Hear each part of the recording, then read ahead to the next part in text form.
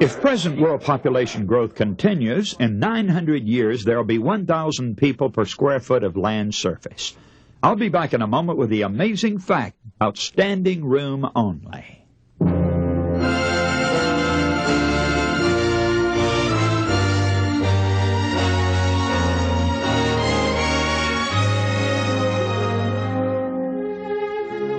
Hello, this is Joe Cruz and the Amazing Facts broadcast, facts which affect you.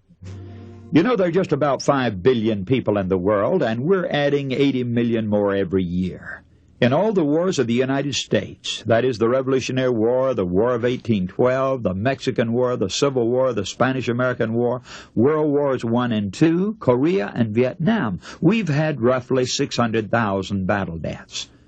But do you realize, friends, that the population growth makes up that number every 3 days? If current world population growth figures are projected, preposterous figures are reached almost instantaneously. If we continue growing at the rate we're growing now, there will be about 7 billion people in the year 2000, and about 900 years from now there would be 1,000 people per square foot of the Earth's surface. About 1,000 years after that, there'd be a weight of people equivalent to the weight of the Earth.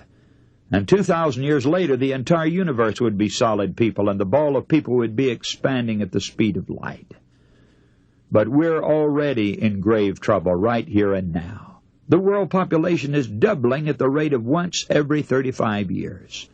In the so-called underdeveloped countries, which could be more honestly called the never-to-be-developed countries, the population doubling time ranges around 20 to 25 years. Now think for a minute what it means for a nation to double its population in 20 years, as for instance Honduras is doing. If those people are going to even maintain their present quality of life, everything for the support of people in that country will have to be duplicated in 20 years. That means that where there are 2 dwellings today, there will have to be 4 in 20 years.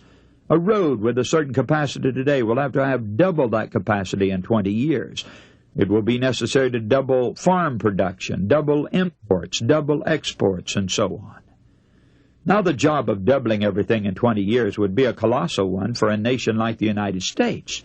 The very thought of a country like Honduras doubling everything in 20 years is preposterous.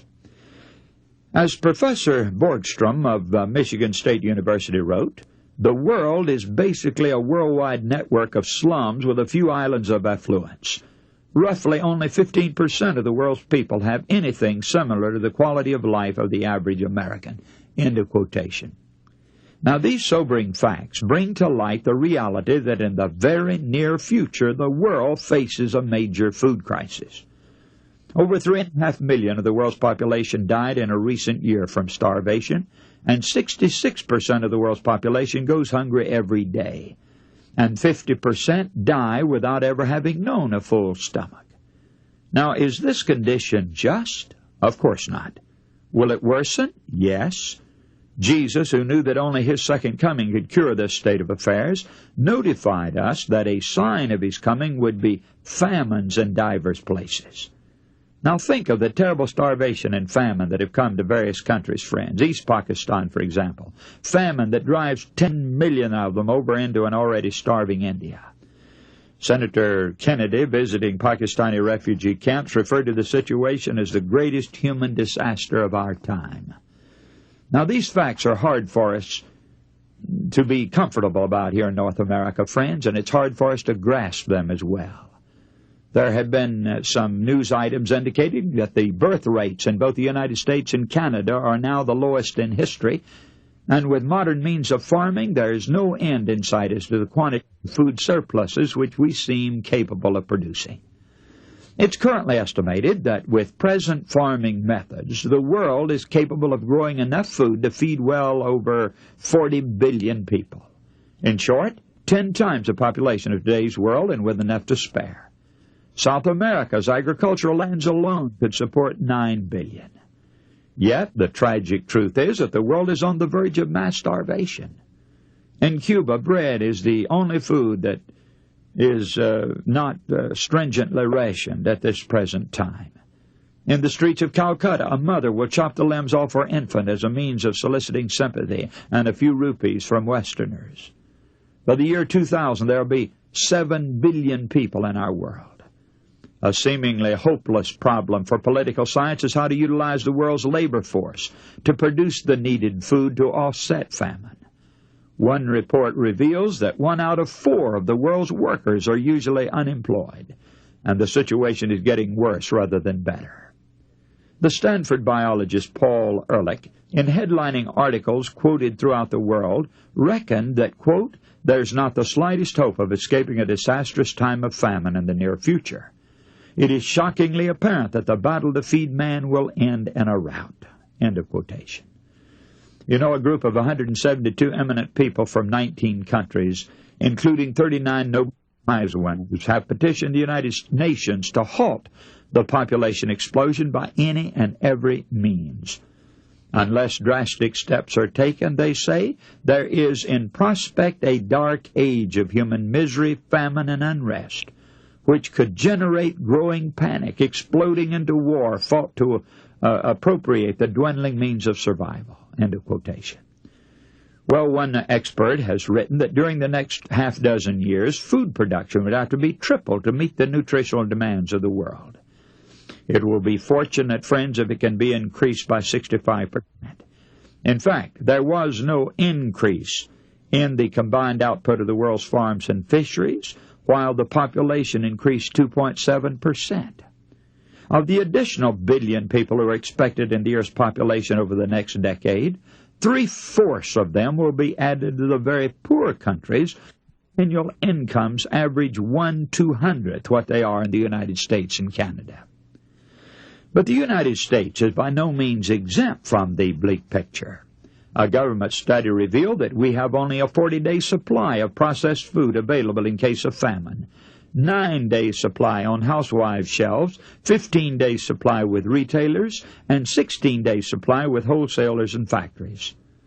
Dr. Ehrlich states bluntly, hundreds of millions of people are going to starve to death. Many will starve to death instead of any crash programs we might embark on now. And we in the United States are not embarking on any crash programs. Columnist James Breslin asked, is it right to spend $30 billion to get a man on the moon, while children throughout the world have worms coming out of their mouths, and while countless others have so little going into those mouths? You know, friends, according to Scripture, it's but another reason why our Lord must come soon. Giving up the space probes won't solve the crisis, but Christ's return will. One food production expert has predicted that 1/2 of all children alive today will starve to death before they reach adulthood. Already the figures are mushrooming. An estimated 100,000 are dying every day from starvation or malnutrition somewhere in the world. About 1/8 of India's population is reckoned to be in the starving category right now. If the demographers are correct, and the world population continues to double itself every 35 years, then we are in real trouble, friends.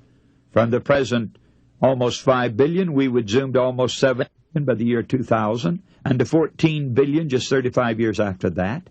And with an estimated 1/3 of mankind now chronically hungry, what does the future hold? According to many population experts, the mass starvation pattern is irreversibly set already. And within the next decade, millions upon millions will die regardless of what we may try to do to stop it. They contend that we have already waited too long, especially for the underdeveloped countries. All the war casualties of history will not equal the expected global death rate of this impending disaster. Now, friends, with the collapse of physical security, apprehension has grown into paralyzing fear for the great majority of Earth's inhabitants. Jesus described that massive fear long ago in these words, men's hearts failing them for fear and for looking after those things which are coming on the earth. Luke 21:25-27. Even the leaders of nations, masters of political and social science, are helpless to plot a course that will restore the confidence of their followers. Now let's consider the progress of population. This is a fascinating question if you consider this land of ours from ocean to ocean and border to border. At one time, it supported Indians. Now, the Indians were a very primitive people. They didn't know how to pollute the streams. They were too unskilled to waste the topsoil. They hadn't even yet learned how to burn the forest. So they had unlimited resources. However, they did frequently starve between famines.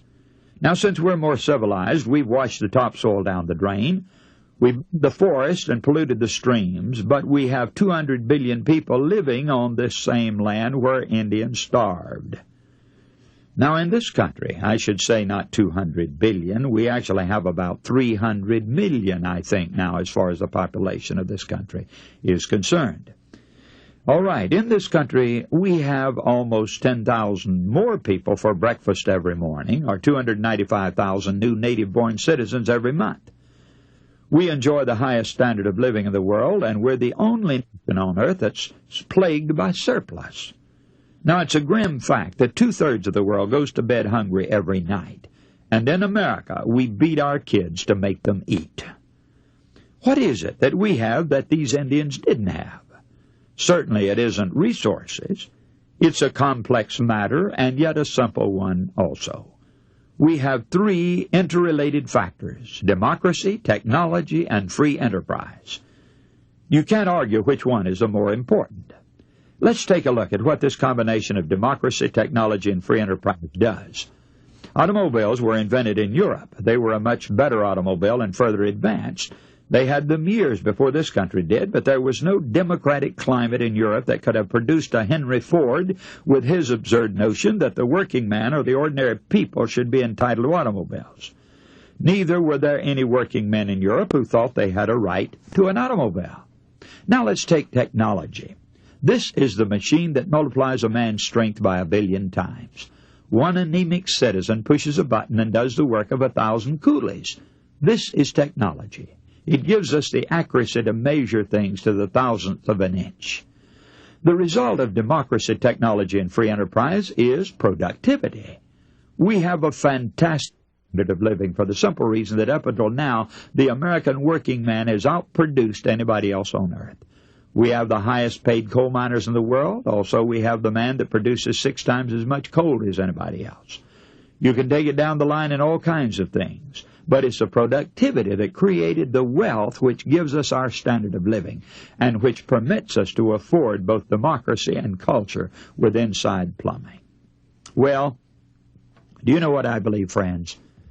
I think that no one today can escape the feeling that this world has almost hit rock bottom and very little time remains. Conditions today are almost what they were during the Roman Empire. Immorality, perversion, drunkenness, gluttony, you name it. It's a soft, materialistic, licentious age when anything goes. And the forces which usually stand unyielding against the inroads of sciences are strangely weak and almost silent. Even the organized kind of religion is turning its head the other way as these evils proliferate. If ever there was a time to seek the Lord and prepare for His coming, that time is now. And as for folder C. And now this is Joe Cruz saying goodbye for today.